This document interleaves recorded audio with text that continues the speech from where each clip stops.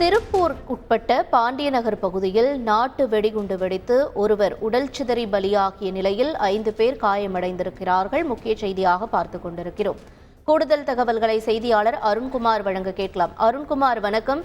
இந்த விபத்து நடந்ததற்கான காரணம் என்னவாக சொல்லப்படுகிறது? மேலும் விபத்தில் சிக்கியவர்களுடைய நிலை என்ன?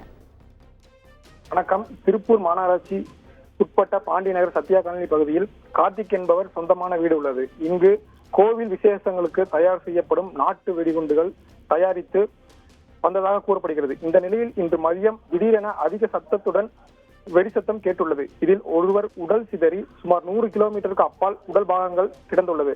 மேலும் இந்த நாட்டு வெடிகுண்டு சத்தத்தால் கார்த்தி என்பவர் வீடும் முழுவதுமாக சேதமடைந்து அருகில் இருந்த 10 ஓட்டு வீடுகளும் சேதமடைந்துள்ளது. சம்பவம் இடத்திற்கு விரைந்து வந்த திருமுருகன் பூண்டி போலீசார் மற்றும் அனுப்பூர்பாளையம் போலீசார் விபத்து நடந்து ஆய்வு செய்து வருகின்றனர். மேலும் இங்கு ஏராளமான நாட்டு வெடிகள் வெடிக்காத நிலையில் கைப்பற்றப்பட்டுள்ளது. அது மட்டுமின்றி வேறு எங்கேனுமாவது நாட்டு வெடிகள் குண்டுகள் சிதை கிடைக்கின்றன என்பது குறித்தும் போலீசார் விசாரணை நடைபெற்று வருகிறது. மேலும் இந்த விபத்து எப்படி நடந்தது, இங்கு எப்படி நாட்டு வெடிகுண்டுகள் தயாரிக்கப்பட்டது என்பது குறித்து போலீசார் விசாரணை மேற்கொண்டு வருகின்றனர். மேலும் காயமடைந்த அனைவரும் அருகிலுள்ள தனியார் மருத்துவமனையில் சிகிச்சை பெற்று வருகின்றனர். வெடிசத்தம் கேட்ட உடனே அருகில் இருந்த பொதுமக்கள் அனைவரும் இங்கு திரண்டதால் பெரும் பரபரப்பு நிலவுகிறது இப்பகுதியில். விரிவான தகவல்களுக்கு நன்றி அருண்குமார். செய்திகளை உடனுக்குடன் தெரிந்து கொள்ள உடனே சப்ஸ்கிரைப் பண்ணுங்க.